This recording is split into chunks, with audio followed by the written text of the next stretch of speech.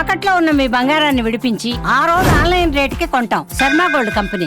నమస్తే, welcome to Suman TV. నేను పద్మిని. ప్రస్తుతంతో పాటు ప్రముఖ ఆధ్యాత్మికవేత్త, జ్యోతిష పండితులు, అమ్మవారి సేవకులు, దత్త గణపతి ఉపాసకులు మురళీధర శర్మ గారు మనతో పాటు ఉన్నారు. మాట్లాడదాం. నమస్కారం అండి. మహాదేవ శ్రీమాత్రే నమః. సంతానం మాకు కలగట్లేదని ఏళ్ల తరబడి ఎదురు చూసేటటువంటి భార్యాభర్తల దంపతులు ఎంతో మంది తారసపడుతూనే ఉన్నారు.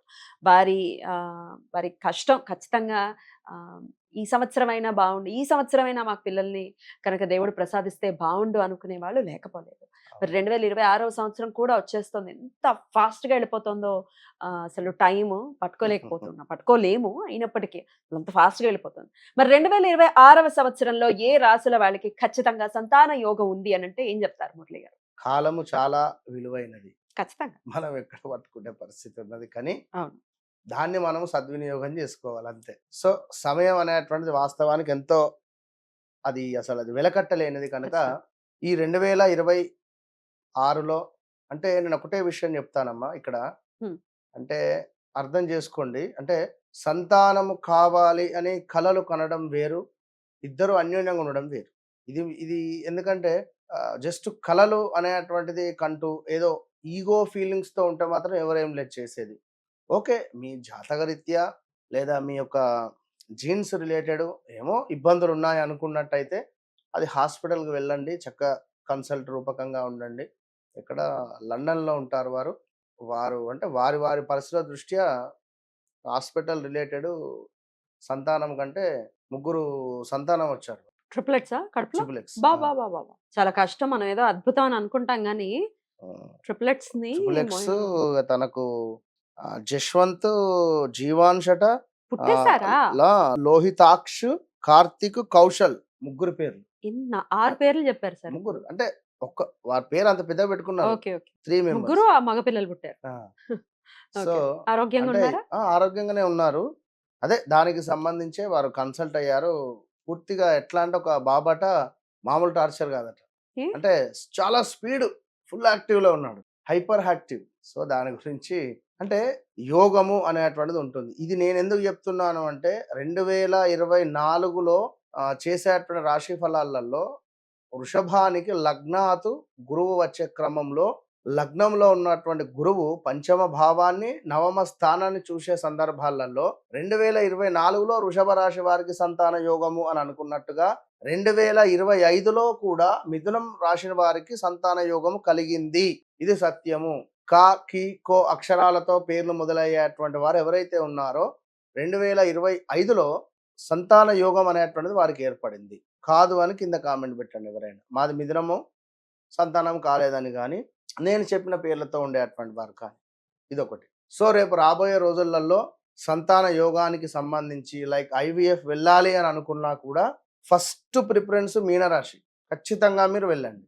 సో ఎవరైతే మీనరాశి వారు ఉన్నారో 2022లో వివాహం జరిగి సంతానం కాక ఒకంత హాస్పిటల్లో తిరిగేటువంటి వారు కూడా ఉన్నారు. నేను వారికి ఒకటే చెప్తున్నాను, ఒకవేళ మీ లోపు ఏమైనా లైక్ తనకేమైనా PCOD కానీ లైక్ మీకు ఏమైనా కౌంట్ తక్కువ ఉన్నా మీరు వెళ్ళండి. అంతా బాగుంది అన్నా కూడా మీరు IVF రిలేటెడ్ అయితే వెళ్ళకండి. ఇప్పుడు యోగం ఉన్నది. ఈ ఇయర్ మీరు న్యాచురల్ గా ఉండండి. న్యాచురల్ గా మీకు సంతానం కలిగేటువంటి యోగం మీకు ఏర్పడబోతూ ఉన్నది కనుక ఇది బాగా గుర్తుంచుకోండి. సో మీనరాశి అయితే ఫస్ట్ ప్రిఫరెన్స్. తప్పకుండా మీనరాశి వారు ఎట్టి కోశాన కూడా ఛాన్స్ ఉంటే దత్తాత్రేయ స్వామికి సంబంధించినటువంటి అనుగ్రహాన్ని పొందండి. ఎన్నో రకాలుగా ఉన్నవి. ఇప్పుడు మీరు కూడా లత గారి ఆధ్వర్యంలో కావచ్చును, లేదా మన గానగాపురి యాత్రలు కానీ చాలా ఉన్నవి కనుక భార్యాభర్తలు మీరిద్దరు కూడా సాక్షాత్తు మన దత్తాత్రేయ స్వామి మా కుమారుడు అని మీరు భావించుకుని ముందు తనని మీరు ప్రేమించండి. లైక్ అంటే మనసు పూర్తిగా మీరు స్మరించినట్టయితే తప్పకుండా మీకు సంతానం కలుగుతుంది. ఇంతే. ఇక నెక్స్ట్ మకర రాశి వారికి ఖచ్చితంగా సంతాన యోగం ఉన్నది. ఒకవేళ 2024లో మకర రాశి వారికి సంతానం కలిగి లైక్ ఏమైనా అబార్షను అదో ఇదో జరిగినట్టయితే, ఎందుకంటే ఏలినాడు శనిలో ఉన్నారు, అప్పుడు శని పీరియడ్ ఎక్కువ ఉండే కనుక ఈ 2026లో ఛాన్స్ ఉంది. మళ్ళీ టెన్షన్ ఏం పడకండి. ఇక అటు పిమ్మట ధనస్సు రాశి వారు జాగ్రత్తగా ఉండండి. హాస్పిటలైజ్డ్ వెళ్ళి ఐవీఎఫ్ రిలేటెడ్ వెళ్ళే క్రమంలో మీ జాతక రీత్యా నడిచే దశ అంతరదశలు చూసుకొని వెళ్ళండి. మీకు చాలా తక్కువ స్థాయిలో ఉంది గురుబలము. మీరు తప్పకుండా మీ జన్మజాతక రీత్యా ఏమో మంచి లగ్నం నడుస్తూ ఒకవేళ గురు చంద్రుల కలయిక గాని మంచి స్థానాలలో గురువు చంద్రుడు ఉన్నట్టయితే సూపర్. ఇక నెక్స్ట్ చూసుకున్నట్టయితే వృశ్చికము కానీ వాళ్ళకు కూడా అంతగా లేదు వాస్తవానికి. తులా మాత్రం 100%. తులా వారు ఖచ్చితంగా సంతానానికి సంబంధించినటువంటి స్టెప్స్ తీసుకోవచ్చును. అన్యోన్యంగా ఉండండి.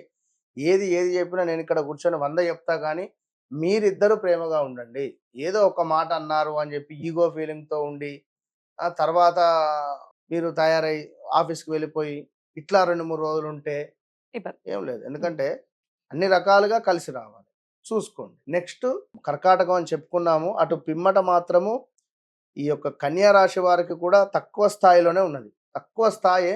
మేబీ అది ఇక ట్రై తక్కువ చేస్తే స్థాయి అంటే 80% ఓకే. హ్మ్. 100% అయితే చెప్పలేను. హ్మ్. ఎందుకంటే గురువు లాభస్థానంలో ఉన్నాడు గనుక వీరికి కూడా వీరి జాతక రీత్యా గురువు మంచి స్థానాలలో ఉన్నట్టయితే బాగుంటుంది. గురుబలం వీరికి 2026లో 11వ భావానికి రాబోతూ ఉన్నది. హ్మ్. కనుక ఛాన్స్ ఉంటది. బిఫోర్ నుంచే ఉంటుంది. ఒక 3-4 మంత్స్ నుంచే దాని ఇంపాక్ట్ అనేటువంటిది ఉంటుంది గురువుది. కనుక ఇప్పుడు గురువుగారు వస్తున్నారు అంటే ఆ ఎక్సైటింగ్ గాని, ఆ ఫీలింగ్ గాని మనకు ఎట్లుంటుంది? ఒక బ్రాహ్మణుడు వస్తున్నాడన్న, మన ఆడపడుచు వస్తుంది అన్న ఇంటికి ఆ ఫీల్ వేరే ఉంటుంది. సో అట్లా గురువు గారు మనకు ట్రావెల్ చేసేటువంటి క్రమంలో ఒక 1-2 మంత్స్ నుంచి దాని ఇంపాక్ట్ అనేటువంటిది వస్తూ ఉంటుంది అంతే. ఈ విధమైనటువంటి వారు తప్పకుండా మనం చెప్పినటువంటి ఎట్టి కోశాన దత్తాత్రేయ స్వామి ఆరాధన చేయండి. ఈ 6 100 రాశుల వాళ్ళకి సంతాన యోగం అనేది ఖచ్చితంగా ఉంది అని చెప్తున్నారు. కొడతారు. Right. ఎవరు అంటే హాస్పిటలైజ్డ్ వెళ్ళేటువంటి వారు ఒక్కసారి చెక్ చేసుకోండి. జాతకాన్ని చూపించుకుని. చూయించుకున్న తర్వాత వెళ్ళండి. అద్భుతం అండి. చాలా బ్యూటిఫుల్ గా ఎక్స్ప్లెయిన్ చేశారు. సంతానం కోసం ఎంత కాలంగానో ఎదురు చూస్తున్నటువంటి ఈ రాశుల వాళ్ళకి ఒక శుభవార్తను తీసుకురాబోతోంది 2026వ సంవత్సరం అని చెప్తున్నారు. ఆనందదాయకం. కృతజ్ఞతలండి. నమస్తే. మహాదయ.